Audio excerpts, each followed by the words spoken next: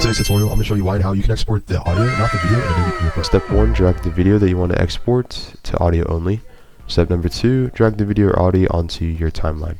The next step is to add an in point and an out point. I'll leave screenshots up here on the screen if you want to do this, and then click Ctrl+M on your keyboard to export. The next step under export settings is to go under format, click the drop down arrow and change this to MP3. And then under this preset here, click the drop down arrow and then click the third option, which is the highest quality or MP3 2.56 kbs, and then change the output name and then save. And then when you're done, click export. And this is the before and this is the after.